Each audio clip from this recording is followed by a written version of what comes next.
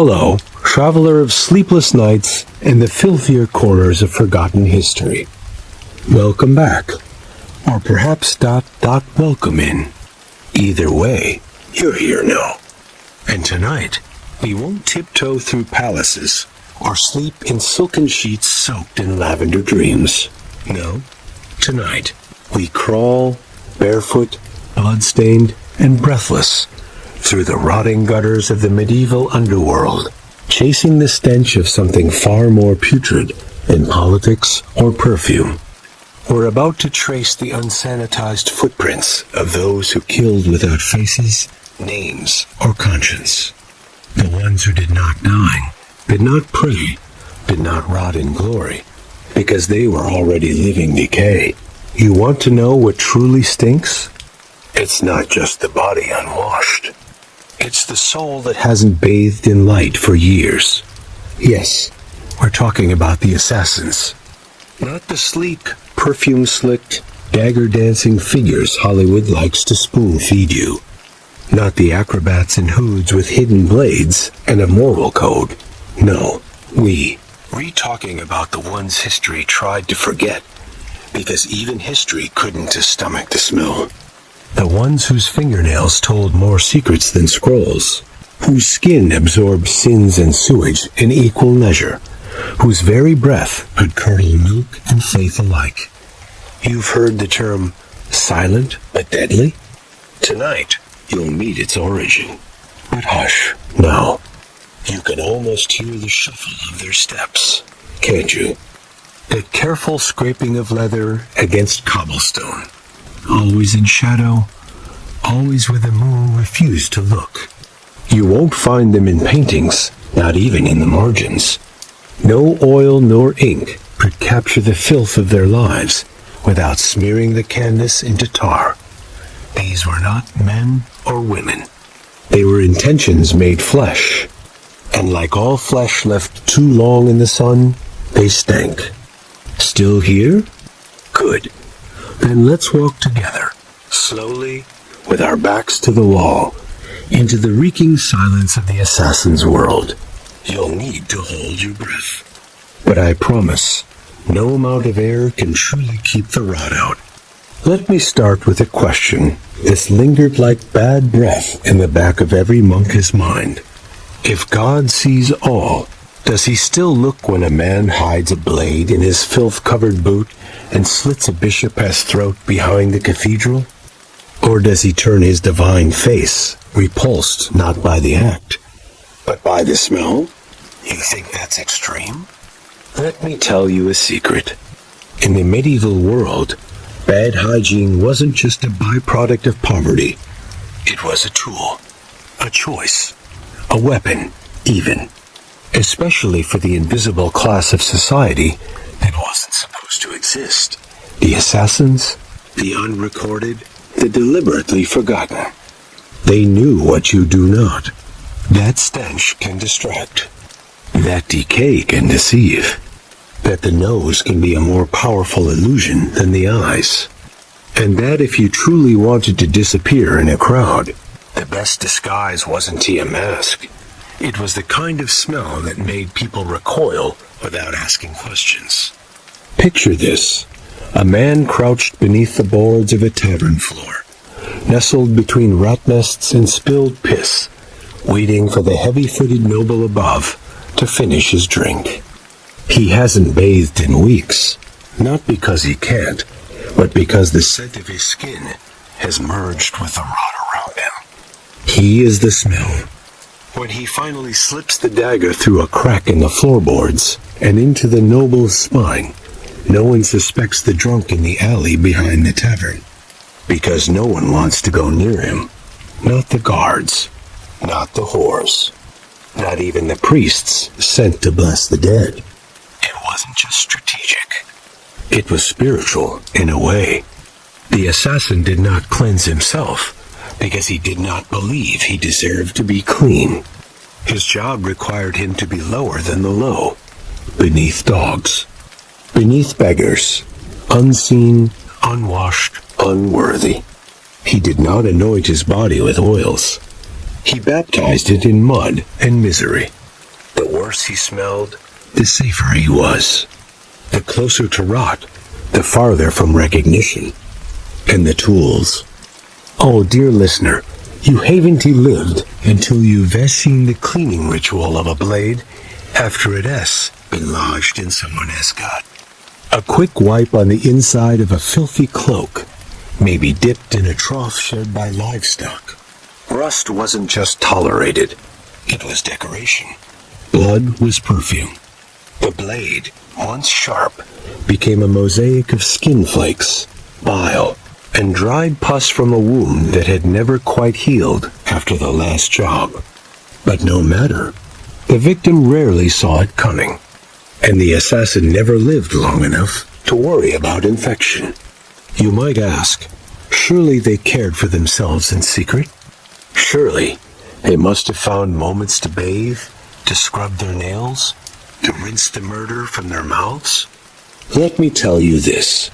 Cleanliness is a luxury of conscience. The assassin had none. To cleanse would be to pretend he was still human, that his soul, like his skin, could be scrubbed clean. But the assassin knew better. You can't unkill a child. You can't wash off the screams. Better to wear the rot like armor. And so the dirt became a second skin. The lice became familiar companions. The odor of feces, vomit, and blood, a cocktail more intoxicating than wine. When you lived among death, hygiene wasn't just irrelevant, it was offensive. It hinted at shame, and shame had no place in this world. Their dwellings, if you could call them that, were less rooms than hollowed-out wounds in the city's flesh. Abandoned cellars, rat-filled drains, the spaces between buildings where even the rats didn't linger long. And in those tight, breathless hollows, the air was thick with secrets and stink. No fresh linens, no soap, just cloth crusted with bodily fluids and the occasional whisper of a prayer muttered through cracked lips before another name was forgotten forever. Even their rituals of preparation were grotesque. Some rubbed animal fat into their armpits to deepen the stench and mask the scent of blood. Others smeared mud and rotten herbs across their faces, not as camouflage, but to keep people from looking at them too long. The more disgusting, the more invisible. The more invisible, the more effective. And then there was the silence, not just in their steps, but in their skin. No jangling jewelry, no cleanly shaved beard to mark them as civil. Instead, matted hair that tangled with cobwebs, beards that grew wild and caught bits of last week's stew, teeth blackened not by time, but by choice, the better to smile without comfort. When they spoke, it was in grunts, hisses, or the language of the knife. And their breath? It didn't just smell of rot. It was rot. So why am I telling you all this? Why speak of the unspoken? Because you need to know that history isn't made by kings alone. Sometimes it is carved, slowly, painfully, by those who never appear in portraits. By those who never wash their hands before supper because they had no table to sit at. By those whose legacy is written not in ink, but in the stains left behind on the walls of dying men's homes. You may not see them in the chronicles, but you can smell them if you read closely enough. And perhaps, just perhaps, the next time someone whispers of noble revolutions or silent rebellions, you'll remember that behind every clean hero is a filthy shadow. One who crawled through the sewers, blade clenched in teeth, stench clinging to every inch of skin, and did what needed to be done so that others could stand in candlelight and speak of justice. So tonight, let the candle burn low. Let your senses dull. Let your stomach churn just enough to stay awake. Because this is not the last you'll hear of them. We've only just begun to peel back the skin. And beneath that skin, as you'll see, it gets so much darker. So, shall we go deeper? They say the first kill changes you, but that's only half the truth. A first kill stains you, yes, but not with blood. Blood dries. It flakes. It washes away, even with the poorest excuse for water. No, what stays, what seeps into the cracks of your fingernails, into the folds of your skin, into the space just behind your ears, where no cloth dares linger, is the smell. That heavy, metallic, half-sweet, half-sick scent of fear mixed with bile, of wet leather and unwashed flesh pressed too long against the back of a neck. That's what clings to you. That's what marks you, long after the body's been tossed into a canal and the whispers have faded into the night. And the medieval assassin, if we can even reduce them to a term so clean, learned early that hygiene was not only a luxury he couldn't afford, it was a betrayal of his purpose. He did not live in a world of honor. He lived in the in-between, where sewer meets cellar, where pigs shit freely, and children cough blood into straw. He was not a blade for kings, though sometimes kings employed him. He was not a shadow for God, though he sometimes killed in God's name. No, he was the rot that grew between righteousness and revenge, the mold that spread beneath the tapestries, the worm in the sacred apple. And to do his work, to blend into that decay, he had to become part of it. Cleanliness would have set him apart, made him visible, made him human. And there's nothing more dangerous in his line of work than being seen as human. The bathhouses, on rare occasion when he passed them, were always filled with chatter. Gossip clung to steam like perfume to silk. But he never entered. Not just because he couldn't pay. He could, in theory, kill someone who could, but because soap was a confession. It admitted to the world, I care how I'm perceived. I am part of this society. I belong. But he didn't belong. He was a scar on the face of the city. No one admired a scar. They simply tried not to look. So he let the filth gather. He let it speak for him, louder than any accent or emblem could. His skin darkened not from sun, but from soot. His hair stiffened with the oil of 100 sleepless nights. And under his arms, beneath his belt, in every crevice of flesh, grew a garden of unnameable smells that kept the curious away. Once, he tried to cleanse himself. It was after a job gone too well too clean. A clean slit to the throat. No screams, no witnesses. He almost felt proud. Almost. And that night, in a moment of foolish vanity, he took water from a broken well, scrubbed his hands raw, scraped beneath his nails with a sliver of bone. He even rinsed his mouth with stale wine. But when he returned to the streets, he was followed. Not by a man, not by a dog, but by attention. A glance too long. A beggar who did not flinch. A child who asked if he was lost. That's when he realized he had shed his cloak of rot. He had made himself visible. He left that part of himself behind that night, along with the broken well and the naive idea that he could ever be clean again. From then on, he embraced the filth like a creed.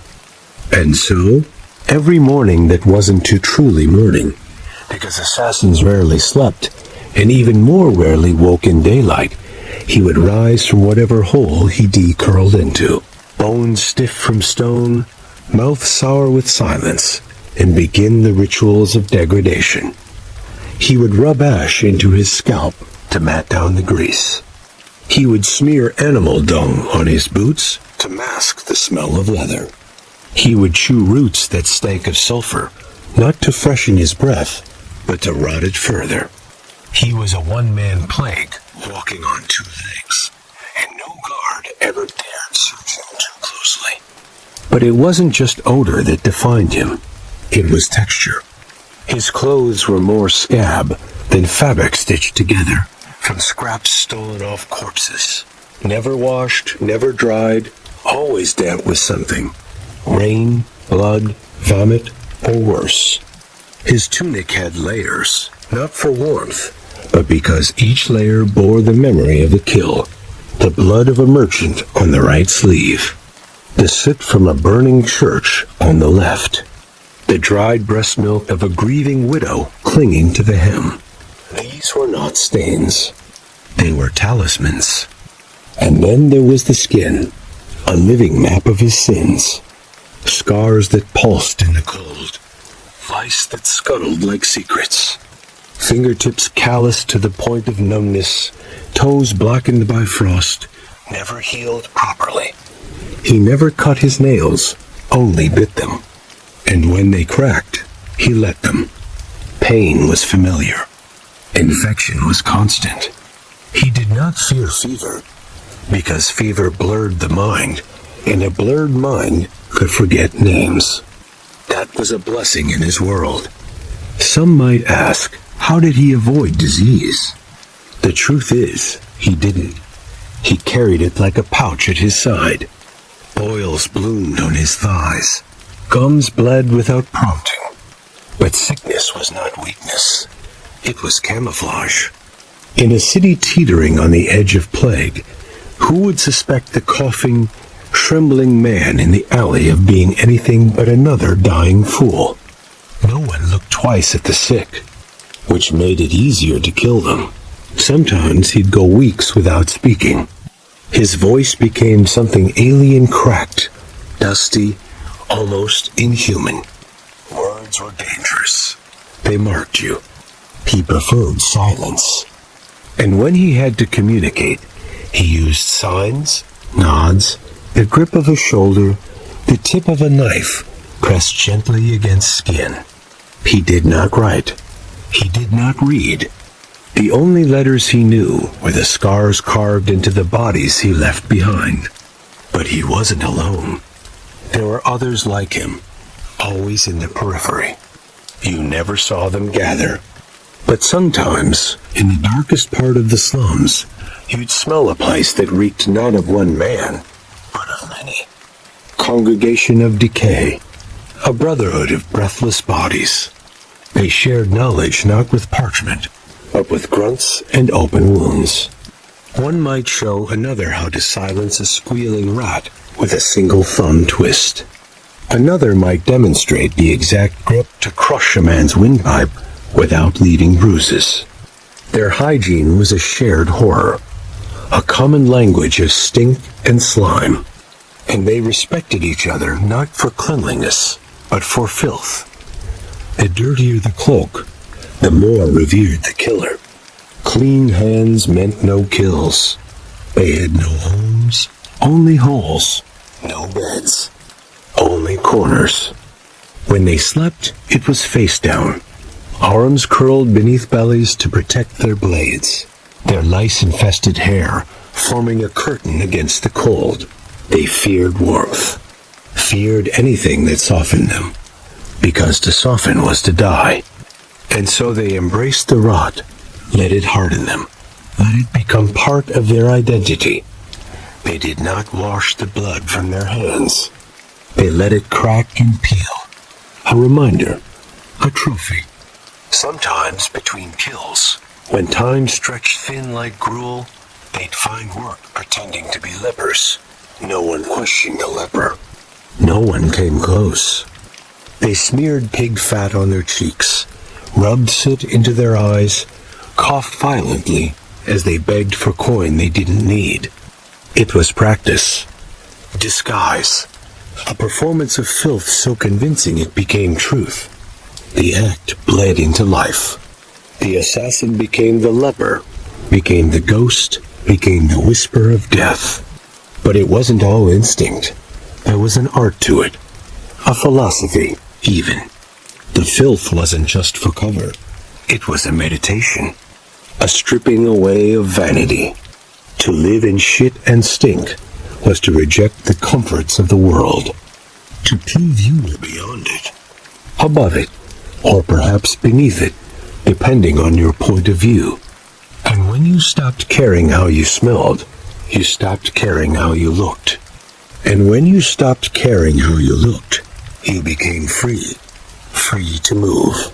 Free to kill. Free to vanish. So why then do we never read of them in the books? Why do no ballads sing their names? No records trace their steps? Because even history recoils from the stink. Even scribes, with their ink-stained fingers and noses stuffed with lavender, refused to write of men who bled from their gums and laughed with pus-dripping lips.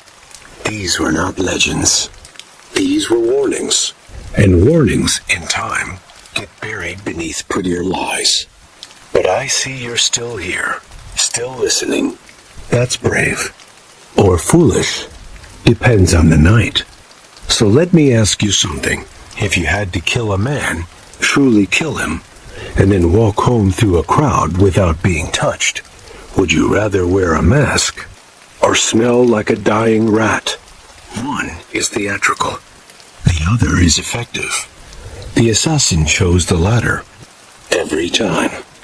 And so, as we move deeper into this story, into the bowels of a world most have never dared imagine, keep this in mind. Cleanliness may be next to godliness, but godliness has never slit a man's throat in the rain and disappeared before the scream was finished. Only the filthy can do that. Only the silent. Only the deadly. There's a certain paradox in rot. The deeper it festers, the more invisible it becomes. We think decay is obvious, that it announces itself with flies and stains.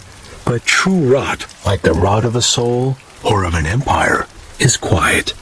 It weaves itself into the grain of the wood, into the creases of old parchment, into the folds of a man's eyelids when he hasn't truly slept since the last name he whispered died in a pool of its own warmth. And this is where we must go now, not just to the surface-level grime that coats the assassin's cloak, but into the rot beneath the rot, into the places that even the other filthy fear to enter, into the intimacy of filth. Because there is a kind of closeness you develop with your own body when you live among the dead. Not love, not care, no. Those are for people with futures, but a bitter kind of stewardship. The assassin did not wash his hands, but he knew their every scar, every crack, every boil that bloomed near the wrist like a warning.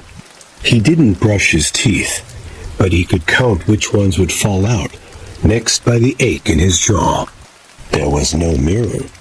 His reflection lived in puddles, distorted by piss and the occasional droplet of blood, and in those fleeting glimpses, he saw not a man, but a collection of infections strung together by tension and instinct. And still, he moved. Still, he killed. Still, he survived. Infection wasn't an accident, it was a companion. In fact, there were times he let a wound fester just enough to make his skin hot to the touch, a fever radiating outward, repelling even the most desperate hands. No one touched a man burning from within. No one questioned his silence when his eyes were glossy and red. They only assumed plague, or madness, or the wrath of God, but it was all intentional. He knew how to balance himself on the edge of death without falling in. That was the real training, not how to swing a blade, but how to carry death inside your body like a slow, loyal dog, always growling, never quite biting. The latrines of the world, those reeking pits of piss and feces, carved behind brothels and taverns, became his sanctuaries. Not to use, but to linger near. Most people held their breath and fled. He leaned against their stone walls, smoked roots that made his spit thick and yellow, let the smell coat him like armor. When a job required entering a crowded church or market, He'd roll in the runoff behind a butcher's stall, blood and animal shit matting in his beard. No one questioned a man who stank worse than their own conscience. That was the key. The assassin became more repulsive than the sins of the people around him. And people, especially pious people, only look at what's worse than themselves when they want to feel clean, when they want to judge. But the assassin was never a spectacle. He was too low to judge. So they looked away. And in looking away, they gave him passage. The streets of the medieval city were not paved with gold. They were paved with excrement and rotting food, and the pieces of people no one bothered to bury. The night watchmen often walked with cloth over their faces, not because of fear, but because of disgust. The stench that rose from between the cobbles was thick enough to chew, and yet, within that, the assassin was indistinguishable. He was not the smell. He was in it, of it. He could sleep in a pig's trough and rise with fewer fleas than when he laid down. The parasites had learned to avoid him, perhaps out of respect, or perhaps they recognized their own. There were certain rituals, of course. When one lives in constant filth, one must choose their filth carefully.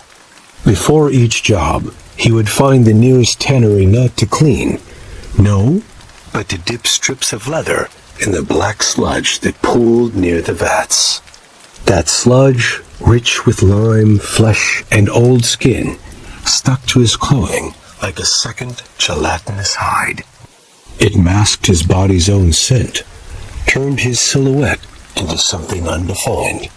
It was also slick, and that slickness helped him slide through tight spaces, over stone walls, beneath cellar doors. Slippery as a maggot, he'd laugh sometimes. Slippery as the thoughts he no longer trusted. His knives were not polished. They were not pristine. They were blackened, not with paint, but with time. Some were so rusted, they left infections behind, even if the blade missed the heart. That was part of the insurance. If the victim didn't die instantly, they would in a week, or two, and no one would know who to blame. But the assassin never saw this as cruel. In fact, he saw it as efficiency. The wound did not need to be clean. The job did not need to be perfect. It only needed to be irreversible. Sometimes he worked near rivers, not to wash, but to disappear. He'd crouch beneath rotting boats, wrap himself in discarded nets thick with fish guts, and wait. His skin would absorb the water, swell and wrinkle, and still he would not flinch. The leeches didn't bother him. The crabs learned to avoid his toes. His body was not part of the natural world. Anymore, it was an ecosystem unto itself. A living, breathing petri dish, where mold and vengeance festered in equal measure. There were whispers, of course. Whispers in taverns and among children. They called him the stench, or Geth's left armpit, or the walking cesspit. But no one ever called him by name, because no one knew it. Even he, perhaps, had forgotten. He remembered the names of his victims more clearly than his own. Their names etched into the smell of his clothing, their last breaths lingering in the folds of his collar. He carried them with him, like ghosts. And when he lay down, curled in the corner of some abandoned chapel, he whispered to them, not prayers, but apologies, or maybe lullabies. Hard to say. His voice had long ago turned to gravel. And yet, even in all this decay, there was precision. A method. A system of survival born from years of watching what killed others. He never ate fresh food. Too risky. He ate what the rats wouldn't touch. Hardened bread soaked in gutter water. Bones boiled to mush. Mold scraped from the inside of barrels. His stomach became a cauldron of horrors, and nothing shocked it anymore. The advantage? He could drink from the same puddles the dogs pissed in and walk away without vomiting. The disadvantage? He hadn't tasted anything sweet in years. But sweetness was a memory he no longer needed. His breath. Oh, his breath was a weapon in itself. Thick with decay, his words were few but powerful. He once leaned in close to a merchant guard, pretended to ask for coin, and the man fainted from the stench before the blade even left its sheath. That was a lesson. That was efficiency. That was chemistry. You don't need poison when your mouth is a natural source of gag-inducing air. And clothes? Clothes were never changed, only layered. When a tunic tore, he didn't remove it. He patched it with whatever fabric he could find: table rags, bed sheets from plague houses, the skirt of a dead nun once, stained with what he dared not name. The result? A wardrobe that did not resemble clothing so much as a crusted exoskeleton. He'd become a creature part man, part memory, part midden heap. Sometimes he visited the church. Not to pray, God had stopped listening long ago, but to listen. Churches were full of secrets. People confessed more when they thought no one filthy was listening. He'd hide in the apse, behind columns, beneath pews, coated in piss from the latrines, and wait. He was never caught. Why? Because no one looked there. No one suspected the reeking lump in the corner to be anything but a forgotten homeless wretch. And from there, he learned names, learned patterns, learned who would die next. He had no allies, only informants. And they, too, were chosen for their rot. The lepers, the mad, the women whose teeth had all fallen out from rot-gut wine. They smelled like him, looked like him. He could trust them more than a clean man, because the clean had something to lose. The filthy? They'd already lost it all. They were free. He didn't speak of childhood. If he remembered it, he buried it deep beneath layers of grime.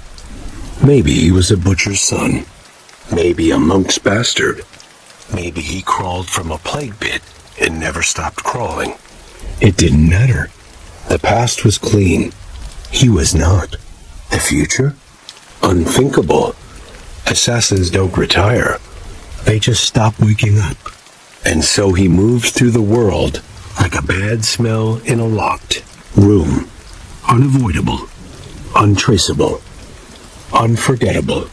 There were nights when he stood by wells, not to drink, but to stare. Not at the water, but at the faces reflected in it. Faces of the people he could never be. Faces of those who would scream if he approached. He didn't envy them. He pitied them. They were soft, vulnerable, still fooled by soap and smiles, still convinced that evil wore crowns or carried swords. They never suspected it could smell like a beggar and move like wind. And maybe, in those moments, he almost smiled. Because in a world built on appearances, he had become truth. Ugly, unbearable truth. Truth that could slit a throat and vanish before the blood cooled. That was power. That was filth. That was freedom. A mind does strange things when it's marinated too long in stench. It bends. It coils inward. It starts to believe that filth is not a condition, but a purpose, a message, maybe even a calling. By the third year of living in putrefaction, the assassin no longer recoiled at his own scent. He embraced it, not in pride, but in necessity. Because there's something liberating about having nothing left to lose. And there's something monstrous about choosing it. That's what separates the common beggar from the killer, hiding in plain sight. Both smell the same, but only one has chosen to. Only one has weaponized it. Only one has looked at his own lice-covered reflection in a puddle and whispered, You are now invisible. Not because you've disappeared, but because no one dares to look too closely. That's the truest kind of magic. And in that magic, he found ritual. A routine not born from order or ambition, but from raw, feral necessity. There was no comb, but there were fingers. Nails blackened, chipped, embedded with dried tallow and flecks of old flesh. Those fingers would dig through his hair, not to clean, but to check for new guest lice. Ticks, small beetles that crawled into his scalp to nest. He didn't remove them. He let them live. Let them multiply. Let them feast. Because they were his now. His chosen plague. His silent entourage. And like him, they killed slowly. And when he moved, it was never with the grace of a dancer. He was not a wraith, not a shadow with a blade and clean boots. He lumbered, limped sometimes, from infections that never fully healed. But that made him more dangerous. A man who doesn't fear pain is a man you should fear most. Every step reeked of purpose. His soles had long since lost their shape, just as his feet had stopped caring whether they bled. He wrapped them in whatever cloth he could find, often torn from the shirts of the dead or the undergarments of the insane. The stink of another man's last breath embedded in every step. And still he walked. He rarely sat. When he did, it was never in chairs. Those were for people who didn't mind leaving a scent. No, he squatted, in corners, against walls and gutters. He became part of the scenery, the discarded, the unnoticed. Dogs sometimes snarled at him. Cats never approached. Children sometimes cried if he got too close. And when a mother clutched her babe tighter while passing him on the street, he felt a cold sort of satisfaction. That meant it was working. That meant he was invisible by repulsion, not absence. And when he slept, which wasn't often, he did so in layers of dirt, of cloth, of memory. The outermost layer, always, was guilt. Not that he felt remorse, but he knew its shape, knew how it pressed against the ribs like a second heartbeat, knew how it smelled when it soaked through his pores at night, rising with his sweat like smoke from a dying fire. That, too, became part of the stench. You see, people always think guilt is internal, but the assassin knew better. Guilt is physical. It's a musk. It clings. It turns into fungus behind the knees. It festers in old wounds that reopen in the rain. And when he walked into a room, he brought that with him. Not as a confession, but as a warning. His weapons, too, absorbed this doctrine of decay. He never sharpened them with proper tools.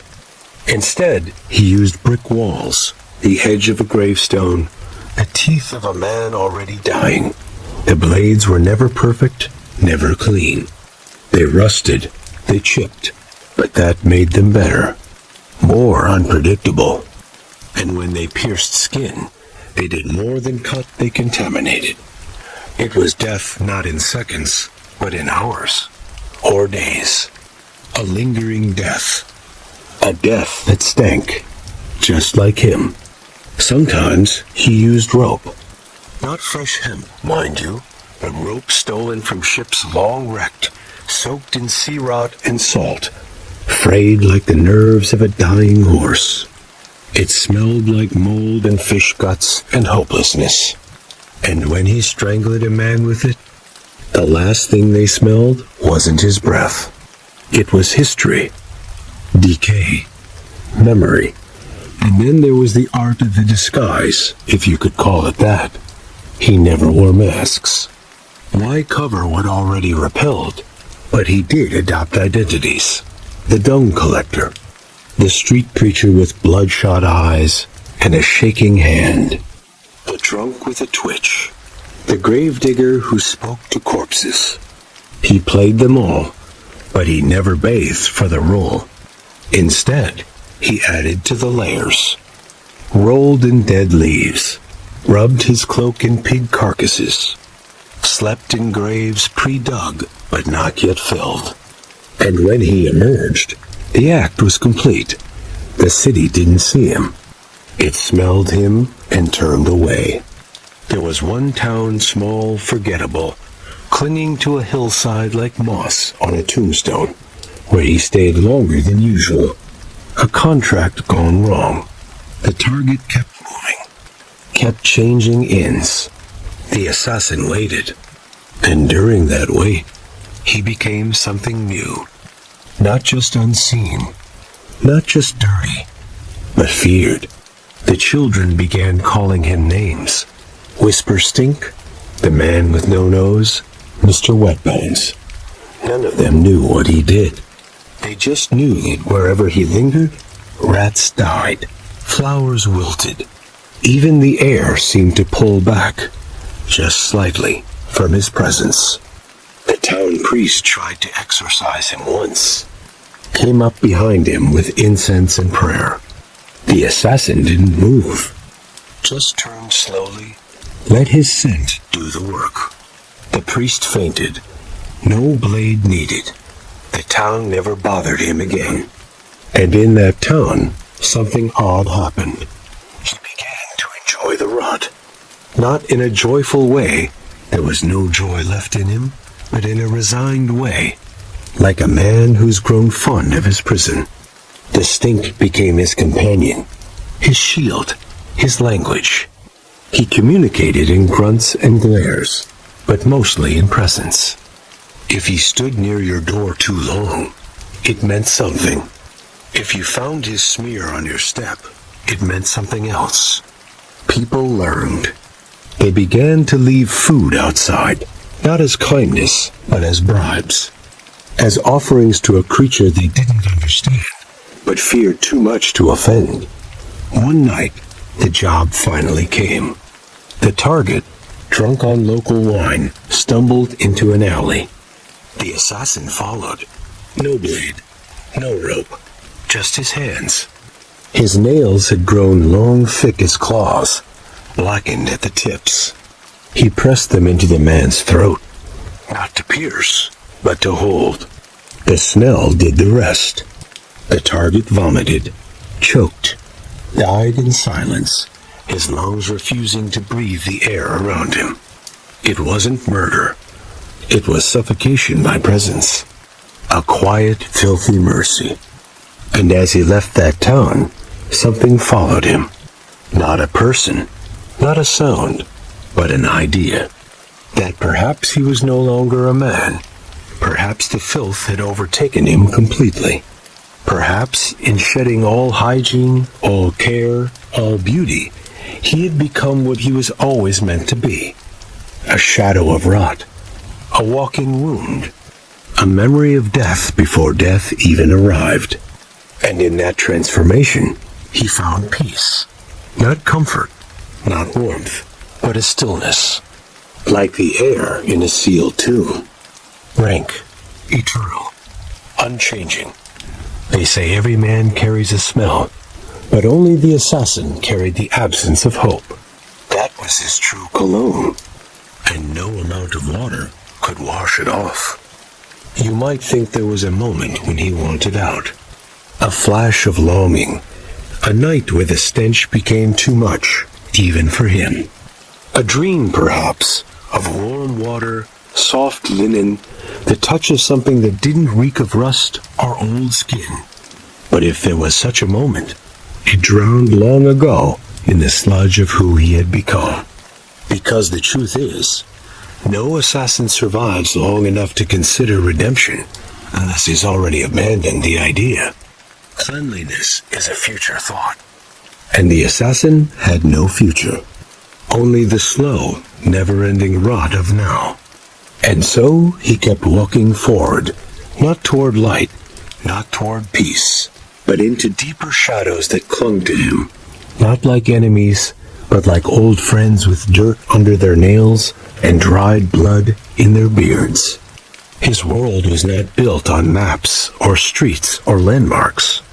His world was built on scent. He could navigate a city blindfolded by its smells alone. The acidic bile behind the tavern where the ale was always bad. The faint sweetness of a widow's garden with overripe pears. The sharp copper tang of butcher's blood, soaked too long in wood. And beneath all that, the river that never truly flowed, but sat and festered like an infected wound on the skin of the town. He didn't just live in filth. He read it, spoke it, breathed it like scripture. Every pile of shit told a story. Every smear on a wall whispered who had been there, what they ate, and how recently they died. The rest of the world recoiled from dirt. He leaned closer, and in that closeness, he found what the clean will never understand. There is no lie in filth. A man can fake a smile. A woman can forge a document. A noble can pretend his conscience is clear. But the body tells the truth when it decays. The armpit never lies. The mouth always remembers.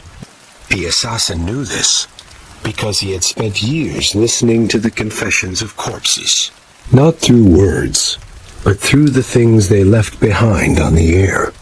He once followed a duke for days not by sight, but by the distinct moldy odor of the man. Powdered wig mixed with the rotting tooth he refused to have pulled. He killed him in a bathhouse, of all places, surrounded by steam and rose oil. But even there, the rot found him. It clung beneath the noble's nails, behind his ears, in the folds of his fat. The assassin slipped under the water, held his breath, and rose behind him like a thought no prayer could banish. He never returned to that town. It was too clean. The tiles stung his feet. The perfume made his nose bleed. The people smiled too wide and too often. He didn't trust smiles. They meant attention, and attention was fatal. He preferred the edge, the margins, the cracks in the city where no cobbler ever stepped. And in those cracks, he met others, not like him, not entirely, but close enough to nod without speaking. A woman with 3 fingers who carried a plague in her mouth. A boy who hadn't bathed since his mother was buried in the wall of a convent. A former priest whose robes were stained with something that had never quite dried. None of them asked questions. None of them offered names. They shared meals made from things that never should have been cooked. They passed knives like gossip.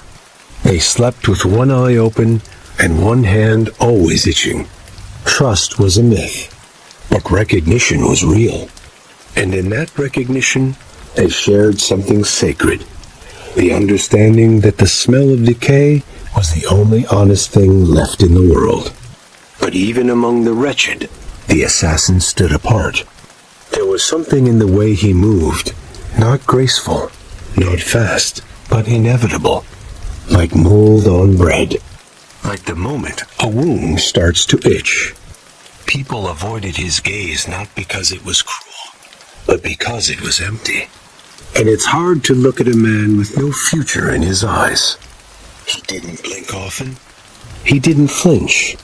And when he stood too long in one place, even the rats moved away.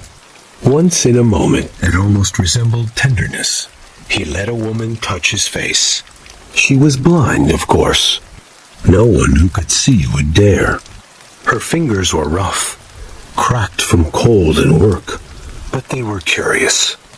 They traced his jaw, the broken bridge of his nose, the scar beneath his cheekbone that pulsed when he clenched his teeth. She asked nothing, said nothing, just touched. When she was done, she smiled faintly and told him he smelled like endings. He never saw her again. He never forgot her either. She didn't scream. That was rare. Endings, yes, that's what he had become. Not a man, not a servant, but an ending. He came after the story had already begun to rot. After the husband had betrayed the crown. After the merchant had sold false weights. After the knight had broken his vows in a room full of candles and lies. He wasn't the punishment. He was the conclusion. And the conclusion always came with a smell. There was something biblical about it. He often thought, if he thought at all, that had he been born in Scripture, he would have been one of the forgotten figures in the margins. Not Judas, not Cain. No, something smaller, something fouler. The unnamed man who lit the fire in Sodom. The one who spat in the holy water before disappearing into the hills. Scripture never described how those men smelled, but he imagined it was something like him. He hoped so, at least. And in this blend of theology and sewage, he found faith, not in gods, but in repetition, in the certainty of decay, the reliability of rot. When everything else was shifting allegiances, prices, orders, the stink remained, unchanged, unchangeable. It was the one thing he could rely on. He would never be clean, and that meant he would never be caught pretending. He did not fear death. How could he? He lived in it, breathed it, wore it on his skin like a second soul. But he feared forgetting. He feared the moment when the stench would stop meaning something, when the dirt on his hands would no longer feel like penance, but just dust. That was the true death, the death of purpose. And so he dug deeper, into darker places, into fouler tasks. He didn't just kill, he erased, he desecrated. He turned bodies into whispers, into wet stains on cellar floors that no one dared investigate. He used their own filth against them, drowned a man in his own chamber pot, stuffed rags soaked in menstrual blood into the mouth of a bishop. These were not kills. These were messages. And every message said the same thing. No one is clean. Not deep down. The worst of them, the truly foul, were the ones who pretended. The nobles who bathed daily, wore silk robes, and ate with silver spoons, while commissioning him to silence a bastard child or a lover who had become inconvenient. He hated those jobs most, not for the killing. That was simple, but for the smell. Perfume made him ill. Lavender made his teeth ache. Rosewater made his hands shake with rage. He didn't want to be reminded of the lie, so he'd ruin it, always. He'd slit the throat across a fresh pillow, drag the corpse into a pig bin, smear excrement across the portraits on the walls, let them rot among their pretenses. And yet, there were moments, rare and thin as cobwebs, when he almost remembered something else. A room with light, a mother brushing his hair, a basin of warm water that smelled like mint. But those memories didn't bring longing. They brought suspicion. Who was that boy? Had he ever really existed? Or had he been just another lie? Scrub it away like so much filth? Better to forget. Better to stink. Because the truth was, he was clean once. A long time ago. And it nearly killed him. It was a river that betrayed him. Not the kind that flows wide and noble between kingdoms, but the kind that trickles unnoticed beneath floorboards, fed by cracked chamber pots and spoiled soup. A drain, really no broader than a man's shoulder, but it held more truth than any cathedral. It was in that slime-slick corridor, hunched like a dying dog, that a scent different alien crawled into his nose and paused his step. It was soap. He hadn't smelled it in years. Not truly. And it struck like a ghost. Not a noble one, but the kind that clings to the back of your throat and whispers of what you almost were. The scent was weak, like memory, but it gripped harder than a blade. Someone had washed themselves here. Recently. A mistake, he thought. A foolish act. Clean flesh in this place was like bleeding into a pool of sharks. He should have turned back. But he didn't. He followed the trail like a dog chasing curfew in punishment. It led to a boy, no older than 10, sitting beside the drain, legs drawn to his chest, hands too clean for this world. His shirt still held creases. His fingernails were pink. He looked like something from another story one, with hope and parents and midday meals. And for a moment, the assassin did nothing. Just watched. Just breathed. Just let the smell of the child's skin infect him. Not with longing, but with ache. Because it wasn't envy. It was mourning. He had once been that boy. Or close enough. He couldn't remember the details, but he remembered the water. Warm. Kind.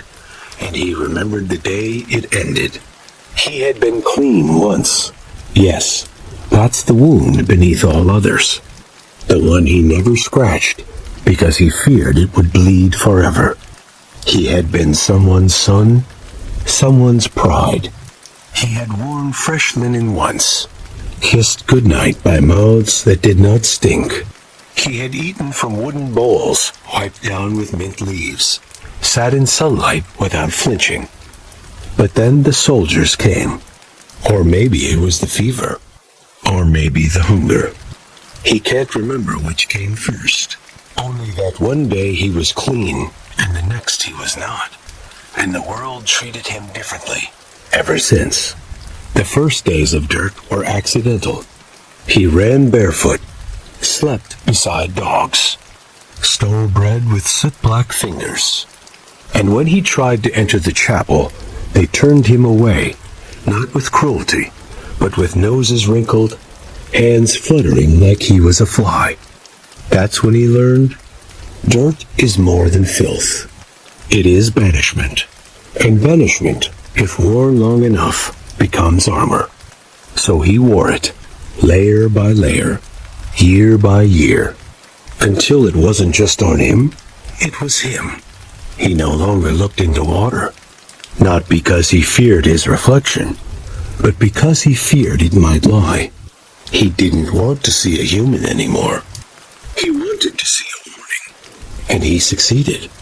But now, this boy, this mistake, this clean thing in a dirty world, it awakened something he thought was long-rotted.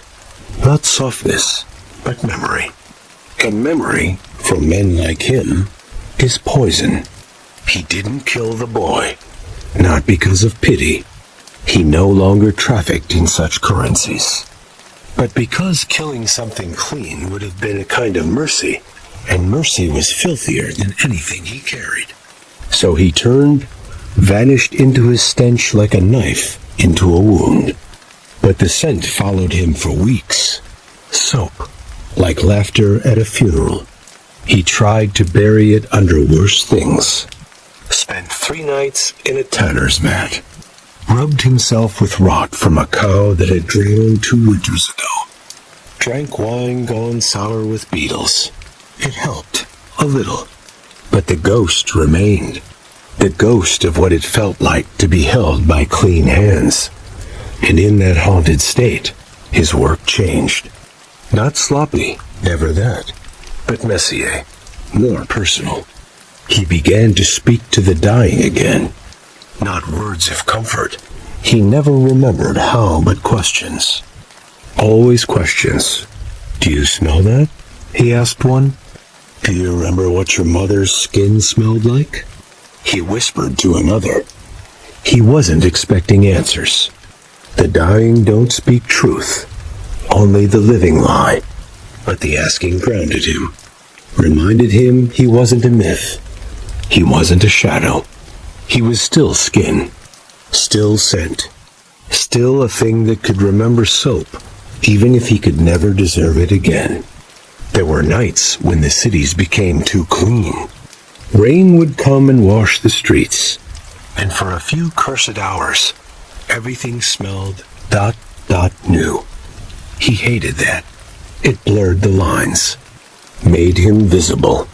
He couldn't hide in puddles when they reflected light instead of darkness. So he'd leave, walk until his feet bled, find the muddiest village, the poorest port, the place with open sores and closed eyes. There, he felt safe again. There, no one smelled like mint. They smelled like him, like hunger, like regret fermented.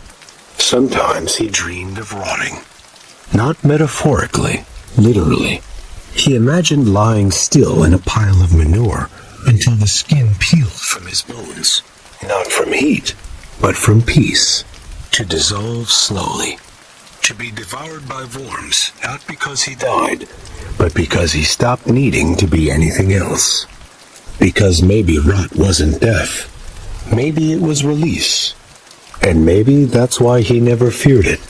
Because decay doesn't judge. It welcomes. It takes princes and paupers the same. It doesn't ask where you've been. It just asks, how deep do you want to sink? And he wanted to drown. Not because he was tired, but because he was full. Full of the stink of others. Their sins, their perfumes, their last breaths crawling into his nostrils and nesting there like flies in a skull. Every kill left a residue, not always visible, but scent is memory, and he remembered them all. He remembered a woman who begged through sobs, her breath like clove and copper. He remembered a man who tried to bribe him with soap and new boots. He remembered a child who didn't fight, just stared, wide-eyed, as if he were an angel. That one haunted him most, not for what he did, but for what the child smelled like. Warm milk, straw, hope, the kind of scent that doesn't linger long, the kind that disappears when the world turns cold. And so he rubbed shit on his chest, not out of madness, but penance, because the heart forgets too quickly, and smell is the only reminder that sticks. Every scar he kept, every wound he let fester, every shirt he refused to wash, it wasn't pride. It was memory, a memorial of every moment he failed to disappear, of every scent that slipped past his guard and made him human again. Because that's the trick, isn't it? You can't be a ghost if you remember being a boy. And ghosts don't need soap. You reach a point where the skin no longer feels like your own, where it flakes like old parchment and bleeds not from wounds, but from the memory of wounds. The assassin had passed that point long ago, but he still remembered the moment it happened, not because of pain, but because of how little he reacted to it. He had sliced the tip of his thumb while tearing meat from a bone too stale to chew. The blood ran black, not from poison or sorcery, but from age, from the residue of a life spent fermenting in its own hatred. And he didn't flinch, didn't suck the wound, just watched the blood bead, dark and thick like spoiled wine, and thought, I am not a man anymore. He didn't mourn the thought. He accepted it, because mourning requires dignity, and he'd traded that for shadows long ago. There are truths the clean will never know. That human oil, when left unwashed for a year, begins to harden like wax. That the space behind the ears, if left alone long enough, becomes its own ecosystem alive, throbbing, hungry. That hair, once it reaches a certain density of filth, ceases to move with the wind. It crusts. It stiffens. It becomes a helmet of decay. And this was the assassin's crown. Not of gold, not of laurel, but of lice and soot, and the dust of every city that ever spat him out. And under that crown, his thoughts grew slower, thicker, like sap, Not dull, never that, but quiet, still, like a pool too deep for light. He moved less now. Not from age. He didn't know how old he was. And age meant nothing to men who lived in alleys, but from weight. Not the weight of guilt, or sin, or even memory, but of smell. He carried it like a second spine. A gravity of grime that bent him forward, made his knees ache, made doors creak wider, as if the world itself recoiled each time he passed. He didn't bother hiding anymore. Didn't bother crouching in shadows. He was the shadow. And people had learned, in their own quiet way, to avoid the dark. Not for fear of violence, but because of the scent. That scent you couldn't quite name, something between dead skin and wet copper and the mold that grew on forgotten leather. Something that made the stomach knot. The breath pause. The eyes blink too fast. And yet, in that stench, he found silence. A silence more complete than prayer. Because smell precedes thought. It invades. It controls. It rewrites what you know about safety. A man who smells like death doesn't have to draw a blade. He only has to exist. And in that existence, he was a god. A small, cruel, forgotten god of alleyways and nightmares, and all the things decent people never spoke of. He wasn't proud of it. But pride is a clean man's delusion. He began to notice the birds avoided him. That was new. Even the crows, his oldest companions, no longer circled above. They flew wide arcs, as if the sky itself bent away from his path. He liked that. He liked being feared by the wind. But it also meant he was nearing something final, something past even rot. The stage of filth where bacteria surrender, where decay reaches a threshold and begins to fossilize. He was becoming a monument, a moving gravestone, a relic of what happens when a man stops being a man and starts being a warning etched in flesh. His clothes had fused with his skin in places. At first, it was a rash, then a blister. Then the cloth became part of him. He could no longer tell where the shirt ended and the body began. He bled through fabric, and the fabric drank it like it had been thirsty for years. He didn't try to remove it. The idea of peeling it off felt like peeling off himself. Better to let it thicken. Better to let it mold. Better to become something no one could unwrap, like a secret too old for language. And it was around this time, when even the dogs stopped sniffing him, that he began to speak to the dead. Not the literal ones. Those were quiet, always. But to the ghosts that lingered in his sweat, he would whisper to the collar, stained with a widow's blood. Murmur apologies to a boot still sticky from a boy's vomit. He wasn't mad. He had never felt saner. Because in filth, there are no lies. And when you surround yourself with the purest truths, ugly, steaming, unbearable, you begin to see clearly.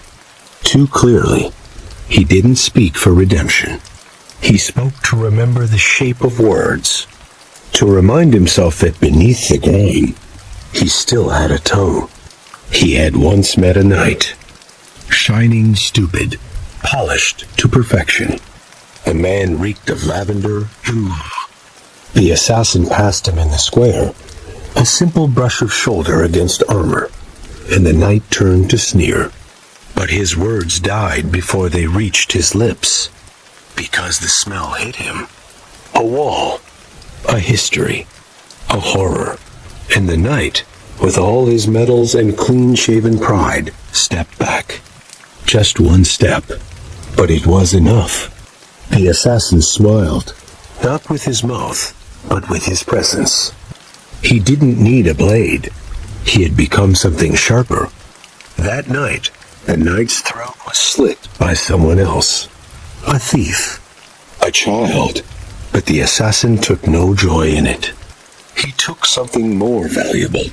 He took the memory that even men polished by power could still be undone by smell. That fear wasn't always about threat, it was about suggestion. And nothing suggests death like the scent of a man who has never bathed but always survived. He began to visit wells, not to drink, not even to look, just to stand near them and remember what it was to be clean. The villagers hated it. They'd find their water fouled. Not by touch, he never entered, but by presence, by proximity, by the belief that something unholy had hovered too close. He became a myth, the bathless one, the hollow breath.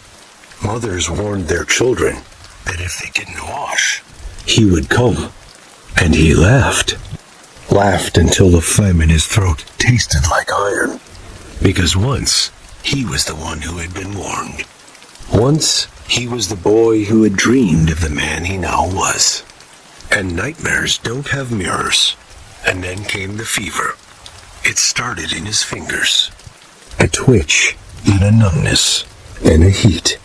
His skin blistered beneath the crust of cloth and sin. He didn't treat it, didn't flee, just watched. Watched as his hand swelled and split. Pus flowed like memory.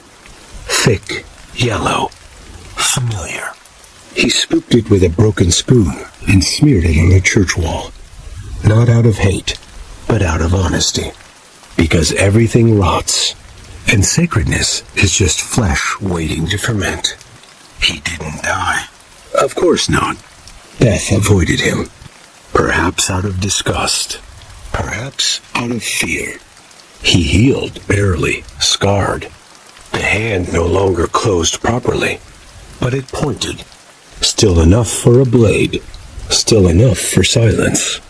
And in that healing, slow and awful, he understood something he'd never dared consider before. He was the cure, not of sickness, but of illusion. Every place he visited became realer after he left. The people appreciated clean water more. They bathed more often, prayed harder, whispered less, because his presence reminded them that filth is always waiting, that rot is patient, that under every layer of soap and silk and smile, there is a stench that cannot be scrubbed away, only delayed. He had become that delay, not a man, not even a killer, but a scent, a warning, a truth that walks. The most terrifying thing is not the scream, but the silence that follows it. Not because it's empty, but because it's full. Full of things you'll never see again. And that silence had followed the assassin for so long, it had started to rot too. You could smell it, yes. Smell the silence like whetstones in a sealed room. Like breath left too long inside a grave. That's what he carried now. Not noise, not voice, but the reek of silenced things, of unfinished prayers, of last words crushed beneath the tongue.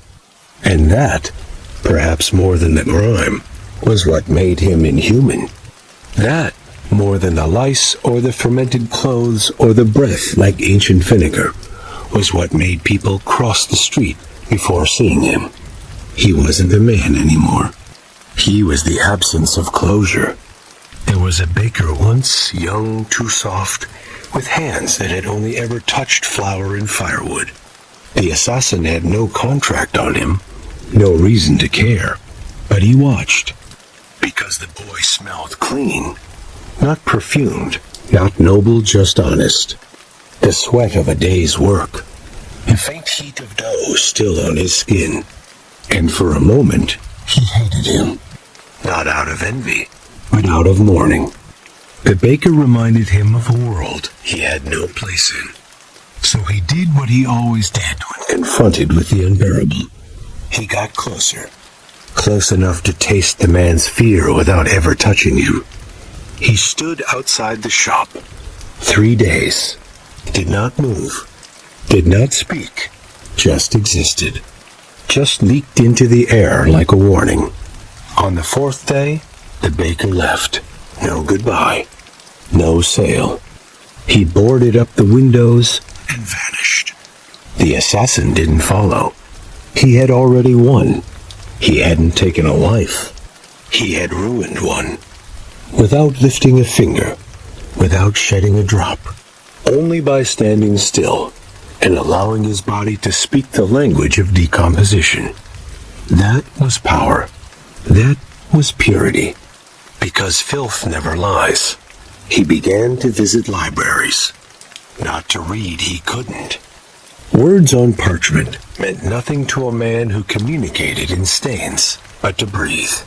Because old books smell like memory, and memory is the only thing that ever made him feel real.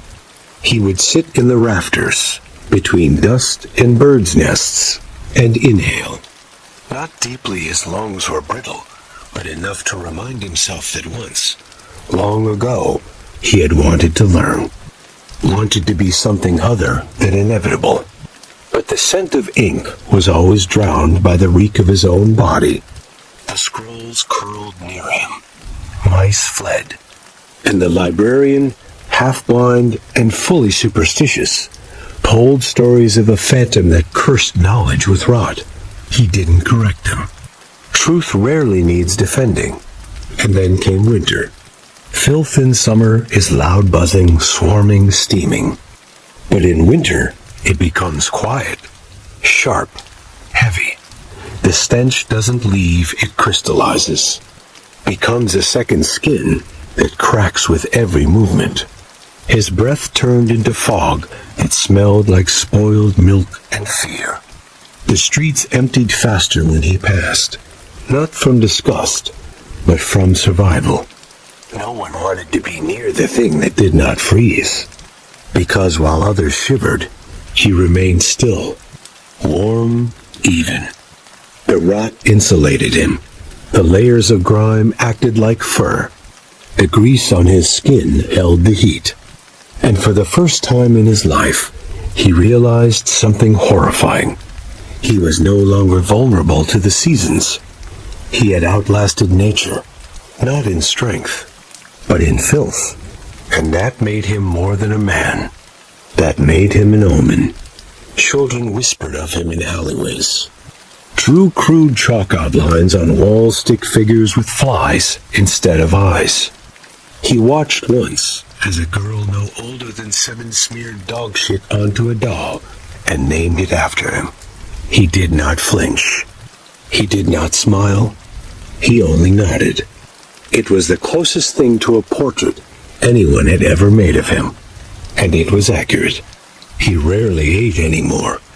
Not because of poverty, he had enough coin buried in gutters across the city, but because his appetite had turned to ash. The smell of food made him ill. Cooked meat reminded him of burned flesh. Stew smelled too much, like blood left too long in the sun. Bread, once sacred, now crumbled in his hands like old skin. He survived on rot-on things no one else would touch. Fungi scraped from walls, peelings from bruised fruit. The liquid that gathered beneath dying things. He didn't chew. He absorbed. His body was less a vessel, more a filter.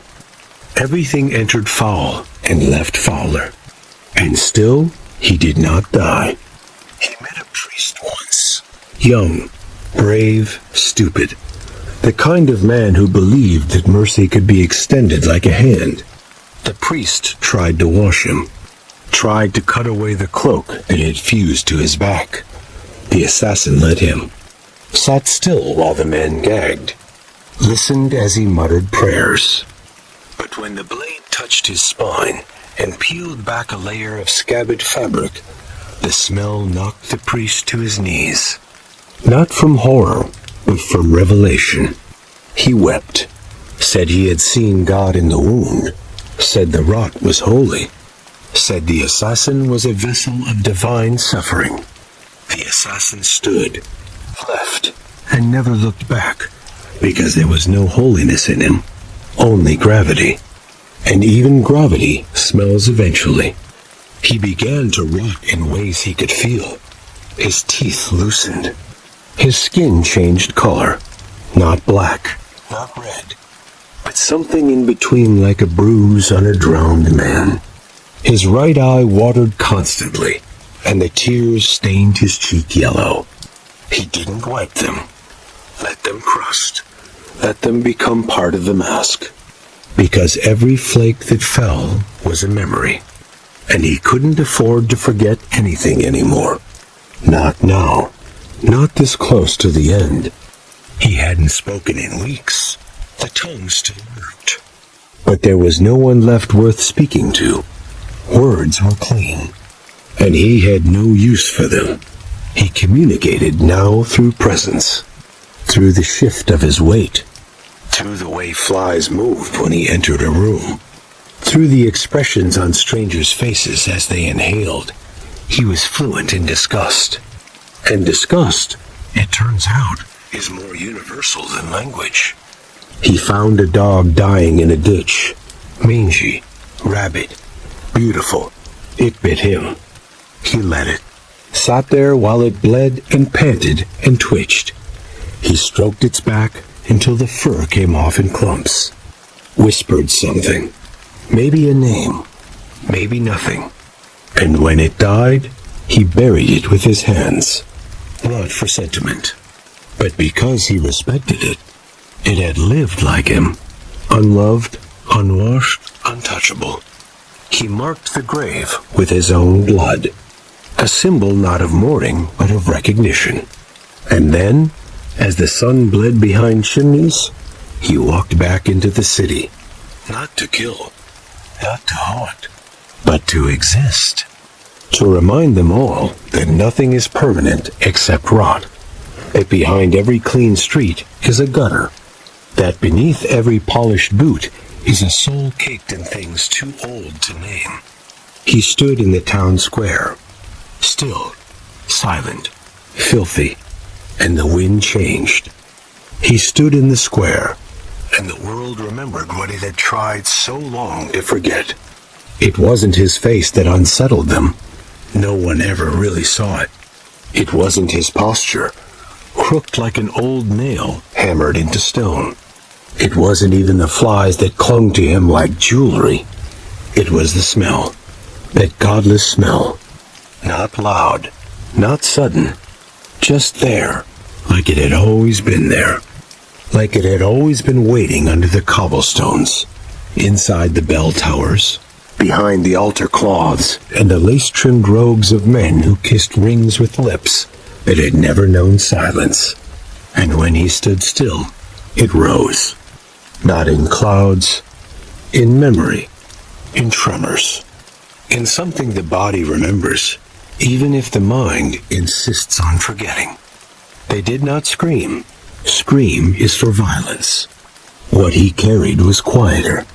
What he carried stole the scream from your chest before it could reach your teeth. Because when he was near, your body remembered every wound it ever pretended had healed. The smell was layered. The bottom note was feces, of course, human and otherwise. Not fresh, nothing fresh. Always aged. A middle note of rot meat, mostly, but human too, though only those who've buried someone with their bare hands would ever recognize it. And the top note, always the last, always the one that stayed behind long after he'd walked away, was despair. Despair has a scent. It's the absence of anything else. It is the scent that makes your mouth taste like metal and your stomach forget what hunger means. And so the market fell still, not because he pulled a blade, not because anyone knew his name, but because every man and woman and child felt, for a breathless moment, what it would mean to rot and never be remembered. He walked past a butcher, and the carcasses began to leak. He passed a perfumed stall, and the roses turned gray. He brushed a monk's robe, and the man fell to his knees, not from holiness, but from recognition. because even the purest among them have filth buried deep, and all he did was bring it closer to the surface. He moved through the square like a ship through fog, slow, certain, not steering toward any dock, just drifting on the currents of dread. Behind him, a trail of nausea. No footsteps, no echo. Just the absence of birdsong and the stifled retching of men too proud to kneel. He didn't need to kill anyone. Not anymore. That part of him had dried up like a well, with bones at the bottom. His presence was the execution. His scent was the sentence. And the verdict had already been delivered to everyone who crossed his path. You will never be clean enough to forget me. They called it a plague? Of course they did. Plagues have names. Plagues can be blamed. Plagues can be buried in lime pits and prayed over. But he was no plague. Plagues leave corpses. He left legends. Plagues come from rats. He came from the part of the soul that festers when you lie to yourself for too long.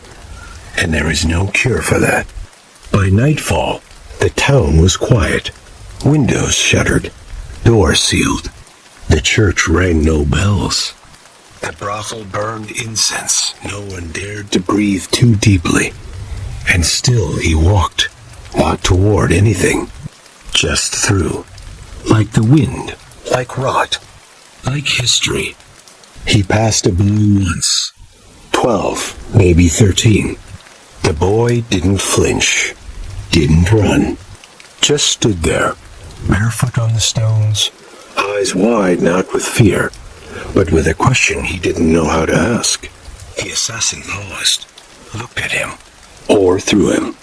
It was hard to tell. He reached into his cloak, his crusted, crawling cloak, and pulled something out. Not a weapon. A cloth. Folded, barely. Stained with blood so old it looked black. He handed it to the boy. Not with grace. Not with ceremony. Just ... Handed it, then walked on. The boy watched him disappear. Never unfolded the cloth. Never dropped it either. Years later, he would become a priest, or a butcher, or a killer, maybe all three. But he would never wash that cloth. He would keep it sealed in a box, buried under floorboards, and on storm-heavy nights, he would swear he could smell it through the wood, and he would not sleep. That is how rot survives. Not by staying, but by planting itself deep in the cracks, in the corners, in the parts of the heart no one washes when they weep. The assassin walked until his feet bled, and then kept walking. He crossed rivers that had forgotten how to run. Forests so quiet, even the owls held their breath. He passed through villages that had no names, where the people had long since stopped speaking aloud for fear the trees would remember. And everywhere he went, the stink arrived first, and lingered last. He was not followed. No one ever followed. The dogs would not track him. The crows would not perch. And time itself seemed to rot in his presence. Seasons blurred. Days thickened. Years became wounds that wouldn't scab. Until one day or one night, it's hard to tell when you stop counting, he found a hill. Empty. Bare. A place too dry for anything to grow. He liked that. It meant nothing would decay here. Which meant maybe, for once, he could. He lay down, not to sleep. Sleep had stopped visiting him seasons ago. But to rest, to stop moving, to let gravity pull him inward. He curled like a dying rat, let his bones press into the soil, closed his eyes, and waited. Not for death, but for silence. The kind that doesn't stink. And for the first time in a lifetime of filth, the earth did not recoil. It opened and took him in. The earth took him gently, not as a grave takes a corpse, but as a memory takes a breath before it fades.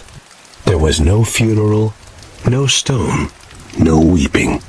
The ground didn't split, the sky didn't darken, no divine voice called out his name, because there was none. What he left behind was not absence, but saturation. A saturation so complete that even the worms paused. Because you can bury a man, you can bury a life, but you cannot bury what has already become the smell beneath the world. The assassin did not rot. Or perhaps he had already done all the rotting long before his body went still. His flesh, having trained itself over years to digest death, resisted the final decay like an old soldier refusing to lower his sword. The flies came, of course, out of curiosity more than hunger, but they left with confusion in their wings. This was not a feast. This was something else.